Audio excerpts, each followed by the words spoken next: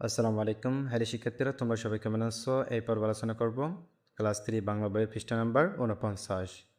পৃষ্ঠা নাম্বার ৪৯ এখানে আছে দেখো হারজিতের গল্প। এই পাঠটা হচ্ছে ১৫। আমরা আজকে আলোচনা করব হারজিতের গল্প। এখানে কতগুলো স্টুডেন্ট আছে, শিক্ষার্থী আছে এবং এখানে একজন শিক্ষক আছে। তাদের মধ্যে কী কথা হচ্ছে সেই সম্পর্কে আমরা জানবো। প্রথমে ছাত্রটি বলতেছে, স্যার আসতে পারি? নোমান স্যার দেখলেন দরজায় একটা ছেলে। এ হচ্ছে নোমান স্যার। সে ক্রেসে ভর দিয়ে দাঁড়িয়ে আছে। সে বলতে কে? এই ছেলেটি, এই শিক্ষার্থীটি। স্যার বললেন, এসো। ছেলেটা এগিয়ে এলো, বলল, আমার নাম রাশেদ। তাহলে ছেলেটির নাম কি? রাশেদ। এই ছেলেটির নাম কি? রাশেদ। নতুন ভর্তি হয়েছি। নোমান স্যার জানতেন রাশেদ আসবে। ভর্তির দিন তিনি রাশেদকে দেখেছিলেন। দুইটি প্রশ্নও করেছিলেন তাকে। রাশেদ ছটপট জবাব দিয়েছিল। স্যার বুঝেছিলেন ছেলেটি অত্যন্ত মেধাবী। ক্লাসের সবার সঙ্গে নোমান স্যার পরিচয় করিয়ে দিলেন। বললেন, ওর নাম রাশেদ, ও তোমাদের সঙ্গেই পড়বে। অর্থাৎ এখানে বাকি যে স্টুডেন্টগুলো আছে ওদের সাথে পরিচয় করে দিয়েছে। ক্লাসে সেদিন ক্রীড়া প্রতিযোগিতা নিয়ে কথা হচ্ছিল। কে অংশ নেবে দৌড় প্রতিযোগিতায়? কারো পছন্দ দড়ি লাফ। নোমান স্যার জিজ্ঞেস করলেন, তুমি কি করবে? রাশেদ বলল, অঙ্ক দৌড় ও মোরগ লড়াই করব। অঙ্ক দৌড় ও মোরগ লড়াই কে করবে? রাশেদ। ক্লাসে সবাই ভাবছিল রাশেদ পারবে তো। নোমান স্যার বললেন, খুব ভালো লাগলো রাশেদ। তাহলে রাশেদ যখন বলছিল অঙ্ক দৌড় ও মোরগ লড়াই করবে, তখন বাকি শিক্ষার্থীরা চিন্তা করতেছিল যে সে তো ক্র্যাশের উপর ভর দিয়ে হাঁটতেছে, সে কীভাবে লড়াই করবে। এরপর এখানে আছে দেখো 3 দিন পরের কথা।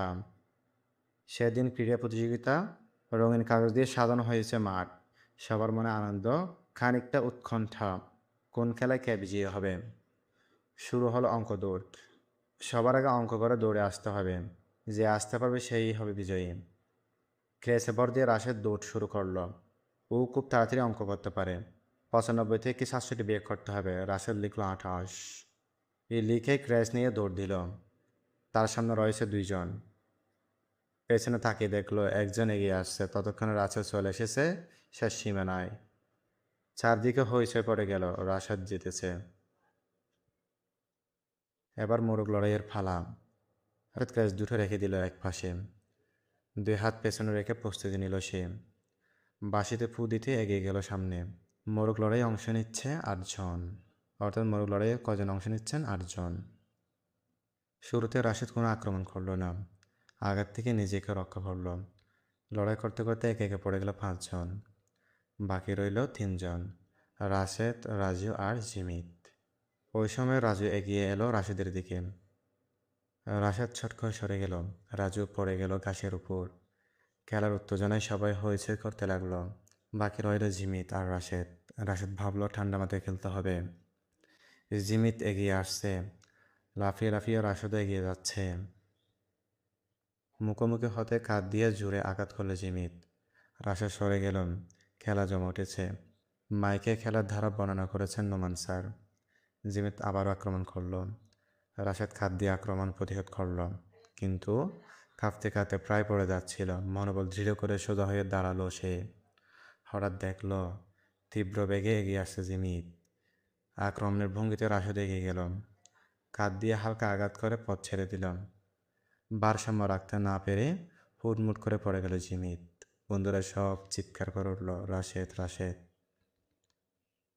বিকেলে হেড স্যার বিজয়ীদের গলায় মেডেল পরিয়ে দিলেন। পুরস্কার হিসেবে হাতে তুলে দিলেন বই। তিনি বললেন, হার জিত বড় কথা নয়, খেলায় অংশগ্রহণের মূল বিষয়। তাহলে শিক্ষার্থীরা, এই গল্পটি থেকে আমরা অনেক কিছু জানতে পারলাম। হার জিত বড় কথা নয়, খেলায় অংশগ্রহণ করতে হবে।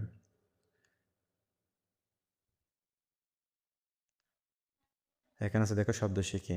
ক্রীড়া মানে খেলা, চটপট মানে তাড়াতাড়ি, উৎকণ্ঠা, উৎকণ্ঠা মানে হচ্ছে উদ্বেগ, তীব্র বেগে মানে হচ্ছে দ্রুত গতিতে, দৃঢ় মানে শক্ত, আক্রমণ মানে আঘাত বা জয়ের জন্য এগিয়ে আসা বা জয়ের জন্য এগিয়ে যাওয়া, অনুশীলন। শব্দগুলো পাঠ থেকে খুঁজে বের করি ও অর্থ বলি। ক্রীড়া, ক্রীড়া মানে খেলা, ছটপট মানে তাড়াতাড়ি, উৎকণ্ঠা মানে উদ্বেগ, তীব্র বেগে মানে হচ্ছে দ্রুত গতিতে, আর দৃঢ় মানে শক্ত, আক্রমণ মানে আঘাত, জয়ের জন্য এগিয়ে যাওয়া। নিশ্চয়ই সেক্ষেত্রে তুমি এগুলো বুঝতে পেরেছো, তুমি এগুলো ভালো করে দেখে নিবে।